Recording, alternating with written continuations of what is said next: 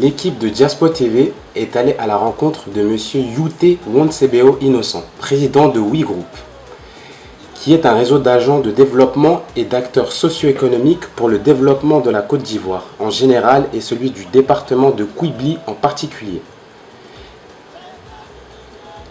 Il en a profité pour présenter We Group, ses actualités, son agenda, ses projets et surtout pour déclarer officiellement qu'il est candidat pour être le prochain député de Kouibli pour cette année 2016. Écoutons-le. Reportage de Maxime Niou, correspondant Diaspo TV à Paris. Bonjour, Innocent Yute de Kouibli, dans l'ouest de la Côte d'Ivoire. Je suis fonctionnaire de l'administration ivoirienne. J'ai commencé en tant que professeur de lycées et collèges depuis 1998. Donc un parcours un peu hybride comme vous allez le constater. Parce qu'après j'ai fait une formation donc, à l'Institut Polytechnique au Feu-Boigny, ingénieur commercial et marketing appliqué, donc ce qui m'a permis de rentrer comme consultant à la Chambre de commerce et d'industrie de Côte d'Ivoire, en tant que d'abord délégué du président et ensuite conseiller du président Jean-Louis Billon.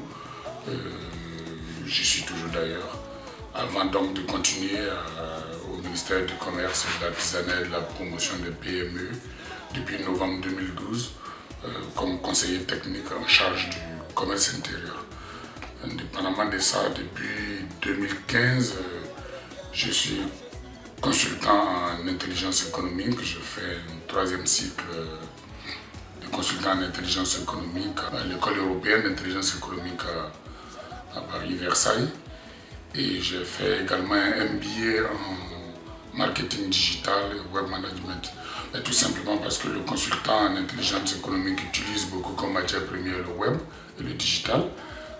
Donc j'ai trouvé opportun donc, de pouvoir faire cette formation complémentaire pour balayer l'ensemble des atouts qu'il faut donc, pour être percutant dans ce que j'ai choisi de faire désormais, c'est-à-dire consultant en intelligence économique. Donc voilà en gros qui je suis. Indépendamment de ça, bon, aujourd'hui je suis donc en train de préparer pour parler des projets, pour monter une formation de haut niveau exécutive en Côte d'Ivoire, une association donc, qui est le centre des hautes études du cyberespace. Tout simplement parce que le besoin il est grand, le besoin il est fort. C'est une formation à l'attention des cadres dirigeants et des chefs d'entreprise pour leur donner tous les outils nécessaires à se prémunir donc des dangers du digital, du numérique dans leur secteur d'activité, mais également à pouvoir capter toutes les opportunités aussi qui s'offrent à eux dans leur secteur d'activité liées donc au numérique. Parce que comme il faut le savoir, aujourd'hui, tout se digitalise, la santé, le transport, l'enseignement, bref, tous les pans de l'économie aujourd'hui se digitalisent. Donc il est important pour les chefs d'entreprise, avant même d'appeler un cabinet de consultants, de savoir déjà ce qui se passe. Donc nous allons donc leur donner tous les outils nécessaires. Mais également, en dehors des cadres dirigeants et des chefs d'entreprise, nous avons pensé aux jeunes. Jeunes en formation, jeunes à recherche d'emploi, jeunes promoteurs d'entreprises également, pour que eux, puisque aujourd'hui, quand vous regardez en Afrique, ceux qui ont la plus grande capacité ou les plus grandes identités numériques calculées, ce sont les jeunes. Sur cet espace, c'est eux qui sont. Nous devons donc les former également à connaître aussi les atouts du numérique, de l'Internet, mais également leur expliquer aussi les dangers de l'Internet. Donc voilà le gros projet que je suis en train de préparer à l'attention des Ivoiriens, mais de toute l'Afrique entière, parce que l'Afrique a les moyens de son développement. L'Afrique a les moyens de son développement. Vous savez, moi j'ai fait mienne une des citations du président Houphouët-Boigny à l'époque qui dit que le transfert des technologies, ça n'a pas de sens. Il faut plutôt prendre les cadres, les former donc à cette technologie pour qu'ils puissent revenir dans leur pays respectifs et pouvoir apporter ce plus. Alors, c'est tellement vrai que moi, aujourd'hui, j'ai dit qu'il faut que chaque Africain, chaque Ivoirien, là où il se trouve, regarde quelles sont les insuffisances qu'il a par rapport à sa formation et quel niveau il faut qu'il ait et qu'il puisse se former de sorte à pouvoir donc faire bénéficier de son pays ce qu'il faut. Donc voilà un peu le principe qui nous guide, voilà comment nous nous sommes engagés dans ce projet et bientôt nous allons mettre à la disposition de la Côte d'Ivoire, à la disposition de l'Afrique tout entière ces compétences-là pour que nous puissions faire face justement au challenge millénaire économique parce que, comme vous le savez, tous les pays sont en compétition. L'économie est devenue compétition, elle est devenue mondiale et il faut pouvoir y trouver sa place. Ce groupe, nous l'avons créé, il servait d'abord à un creuset de toutes les énergies positives qui ont un souci pour Koubli, la région de Koubli, l'Afrique en général.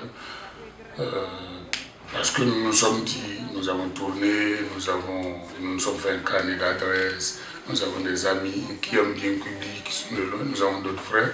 Alors ce sera l'occasion pour nous de pouvoir fédérer donc, ces énergies-là, en faire un réseau pour échanger, mettre la mise en commun donc, des moyens pour apporter un développement à Koubli. Parce que comme j'ai l'habitude de le dire, Koubli est vraiment une région sous-développée, un département sous-développé dans une région sous-développée, dans un pays sous-développé. Donc nous sommes déjà au 3e sous-sol.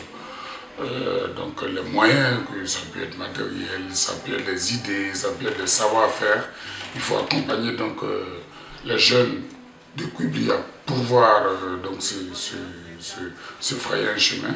Ce que nous savons, que nous pourrons mettre à leur disposition, qui pour monter des projets, qui pour trouver des financements de projets, qui pour apporter un plus, en tout cas, parce que, et permettre à ce que nous puissions évoluer en équipe. Donc c'est un réseau que nous mettons en place, d'agents de développement, tous ceux qui ont quelque chose à apporter, à échanger, à mettre en commun. Voilà, pour que Koubli aille de l'avant. Parce qu'il est anormal qu'aujourd'hui, nous sommes en 2016, vous ne pouvez pas aller à Koubli quand vous voulez, vous ne pouvez pas envoyer un mail de Koubli à partir d'un ordinateur tranquillement avec un débit. Vous ne pouvez pas téléphoner, charger votre téléphone portable partout. Nous estimons quand même que c'est un peu trop fort. Ça sera donc ce réseau-là qui pourra faire pression de tout genre, non pas peut-être une pression politique, mais faire le lobby nécessaire donc pour que tout ce qui est comme énergie positive puisse être capté et apporter quelque chose de plus à Koubli. Voilà un peu la vision que nous avons, voilà un peu l'objectif que nous avons, les objectifs que nous sommes assignés.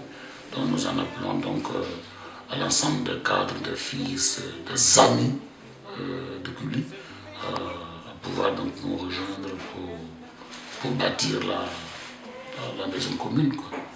Voilà un peu ce que nous voulons faire à travers ce groupe. Donc aujourd'hui, en tant qu'actualité, comme je le disais, là je suis encore lié ici le temps de terminer au MEF ici et pouvoir donc rentrer en Côte d'Ivoire courant juillet pour faire la mise en œuvre concrète du GECI Abidjan Côte d'Ivoire. Et puis, bon, mais également d'avoir des projets économiques personnels qui n'ont rien à voir donc, justement avec de mettre tout ça en place et puis aussi de récupérer mon poste au sein du cabinet et apporter un plus par rapport à ce qu'on a pris, par rapport à ce qu'on a vu au niveau du commerce, du ministère du Commerce en Côte d'Ivoire. Voilà l'agenda. Donc, très brièvement, à la fin juin, je terminerai donc le grand oral à Versailles en présence de M. l'ambassadeur de la Côte d'Ivoire en France, parce que nous traitons justement d'un sujet national, à savoir la mise en place d'une cellule nationale de compétitivité et d'intelligence économique en Côte d'Ivoire. Nous sommes en train donc d'analyser l'impact de la libéralisation totale de la filière café-cacao sur les entreprises ivoiriennes du secteur, sur les producteurs et en général sur le secteur lui-même. Et nous aussi, nous sommes donnés aussi comme l'autre point, comment faire en sorte de pouvoir accompagner les entreprises du secteur de fruits frais, bananes, ananas et mangue, à pouvoir accéder au marché international. Donc voilà la thématique que nous développons. Et à partir de fin juin, quand nous allons finir, bon, c'est maintenant remballer et puis rentrer au pays et mettre donc à la disposition de la nation ivoirienne le plus que nous pouvons pour que la Côte d'Ivoire puisse faire face à son développement et que nous puissions ajouter nous-mêmes notre pierre à l'édifice. Donc voilà ce que nous faisons. Agenda politique, oui. J'ai des projets politiques, je me représente parce que j'en ai déjà fait il y a 5 ans législative à Koubli, parce que nous disons que nous avons un plus à ajouter, nous avons un plus à apporter. Il faut que la voix de Koubli se fasse entendre. Et les expériences que nous avons vécues nous amènent à dire qu'il faut de la représentativité de Koubli au Parlement de Côte d'Ivoire. Et il faut pouvoir prendre la parole, il faut pouvoir dénoncer, mais pas seulement dénoncer, mais apporter des solutions. Parce qu'aujourd'hui, nous disons, faire les ébauches des problèmes, ça n'avance à rien du tout. Ça n'avance à rien du tout. Mais il faut être à mesure, en face de chaque problème, apporter une solution, une proposition de solution, de sorte à faciliter la décision du pouvoir public, de sorte à aider le pouvoir public à prendre la décision nécessaire, à leur mettre à disposition les leviers qu'il faut. Donc nous voulons mettre ça en place, fédérer également donc, à travers ce groupe toutes les énergies mais également le volet, parce que oui, le député, il consent l'impôt, il vote les lois, d'accord, mais le député c'est l'ambassadeur de sa circonscription. Et en tant que tel, nous estimons que tout ce que nous avons acquis, il est temps de pouvoir les mettre à profit, ce carnet d'adresse, de sorte à pouvoir faire une bonne complémentarité entre l'élu local qui sera le maire et les députés que nous serons très bientôt, de sorte nous à pouvoir apporter les éléments nécessaires et à permettre au maire de pouvoir faire la mise en œuvre. Comme ça vous êtes deux, parce que je ne milite pas pour le cumul. Une région comme Koubli n'a pas besoin d'un seul individu qui doit faire la fois batteur et danseur. Non. Il faut que vous soyez au moins 2 équipes, pour de sorte à pouvoir mettre en commun vos réflexions. Parce qu'on ne peut pas être top, on ne peut pas être expert en tout. Donc nous estimons que non, je ne suis pas candidat pour être député et maire. Je suis candidat pour être député. Mais je ferai en sorte que justement aussi, entre les frères qui seront candidats à la mairie, puissent également peser pour que puisse émerger quelqu'un qui a de la vision. Pas la vision ne soit pas atteindre le poste, comme nous le constatons ces dernières années, parce que les gens, la vision c'est de pouvoir atteindre le poste, de sorte qu'une fois qu'ils ont atteint le poste, la réflexion ne peut plus continuer. Il y a beaucoup de choses à faire, il y a tout à faire. Il y a tout à faire à Koubli. Et bon, avec notre casquette de consultant en intelligence économique, nous allons mettre donc ce savoir-faire en œuvre pour faire de l'intelligence territoriale et ressortir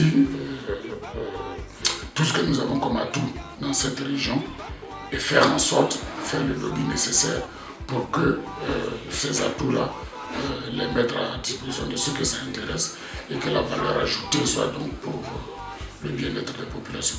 Voilà en gros ce que nous comptons faire.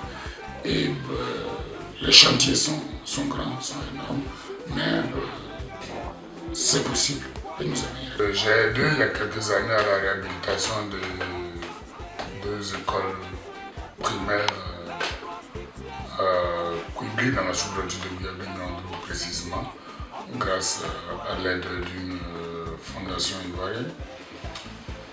Aujourd'hui, c'est vrai que je ne suis pas présent, mais en ce moment, il y a, d'ici la fin du mois, je crois qu'il y a des lots de médicaments de première nécessité qui nous ont été offerts par une âme généreuse que nous allons mettre à la disposition de 3 millions de francs CFA donc, que nous avons divisé en 4 donc, pour le dispensaire de Pombli, de Takourabli, de Genglo-Gaison et de Totodo. J'ai donné instruction donc, pour que ces médicaments-là puissent arriver à nos parents justement. On n'a pas besoin forcément d'être là, d'être présent pour pouvoir le faire. Mais ce qui me tient à cœur, en faisant l'analyse aujourd'hui, c'est vrai qu'à Koubli, le besoin qu'il y a, c'est le besoin en logement. Nous demandons des infrastructures, mais quand ces fonctionnaires seront affectés, il faut bien qu'ils aient un endroit où habiter. Donc nous sommes en discussion avec des partenaires pour lancer un projet immobilier d'une 50aine de villas en location-vente parce que au niveau des cadres de Koubli, nous n'avons pas des gros bonnets, nous sommes des cadres moyens et il faut pouvoir faire en sorte justement que le portefeuille puisse être à la hauteur de ce projet. Donc nous sommes en discussion de sorte que ces partenaires puissent préfinancer et à partir d'un apport personnel qui sera déterminé, nous puissions chacun, une 50aine de personnes en tout cas, avoir des maisons qui seront payées sur 5 ou 10 ans.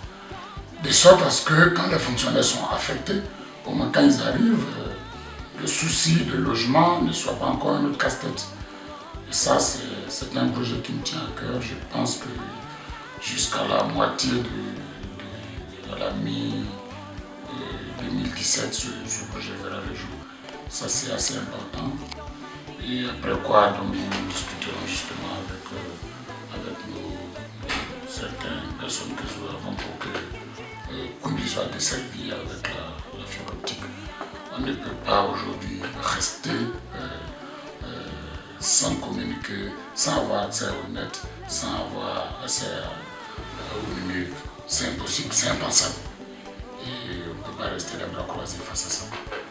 Donc, cela nous appellerons. Il y a des cadres de Koubli qui sont dans des structures assez dynamiques. Nous allons les approcher et voir avec leurs structures qui sont dans ce secteur comment faire en sorte, parce que je sais qu'à l'époque, nous avions approché un des nôtres qui nous avait permis, après la guerre, de rétablir le téléphone.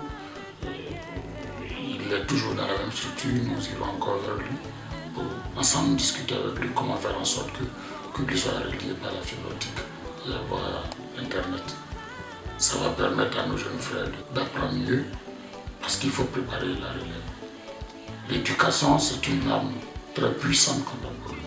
Il faut que les enfants de Koubli soient formés.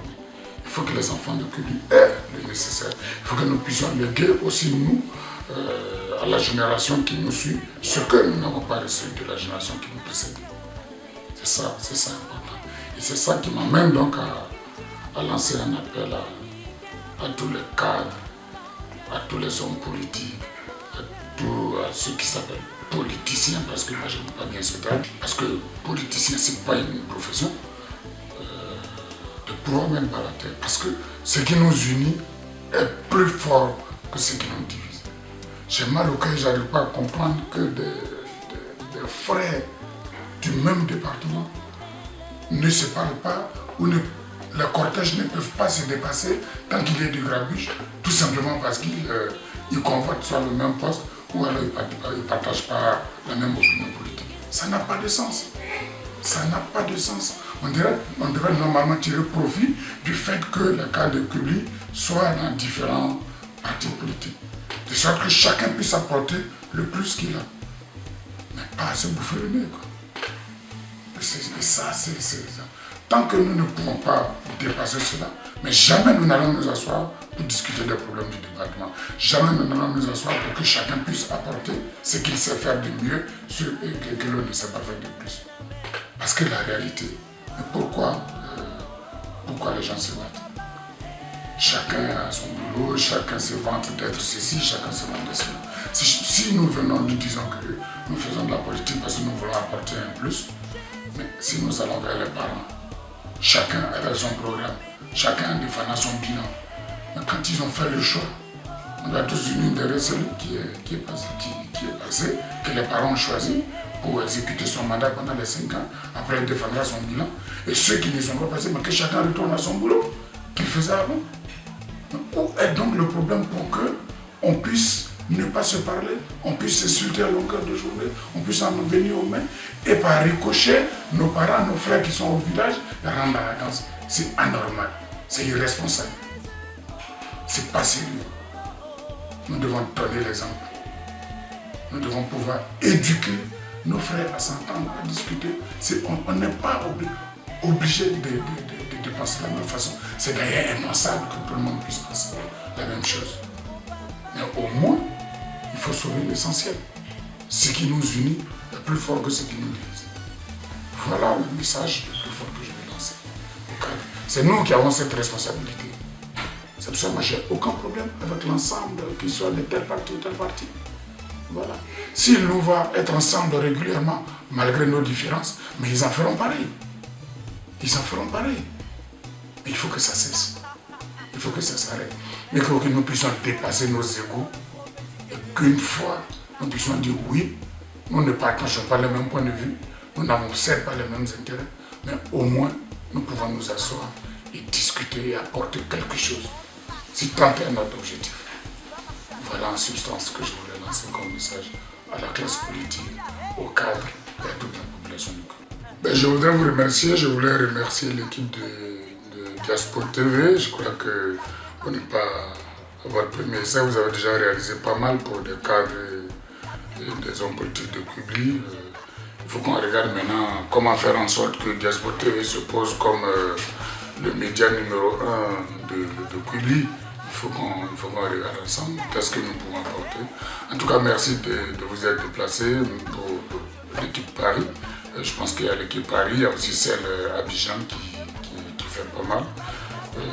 Merci aussi d'avoir le regard sur Kubli et sur de permettre au département, à la région de Kubli d'être connu partout dans le monde. Il faut que nous voyions également avec vous comment aussi mettre en avant le volet touristique de cette région, parce que bon, vous êtes la professionnelle, vous nous direz.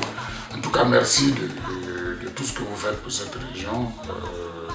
Et merci à l'ensemble de tous ceux qui nous suivent, qui nous regardent. Donc tous ces détails se retrouveront sur notre site internet www.innocentut.org, de sorte à pouvoir interchanger. Vos contributions sont les bienvenues. Que plus que jamais nous soyons soudés pour faire avancer le pays. Merci beaucoup.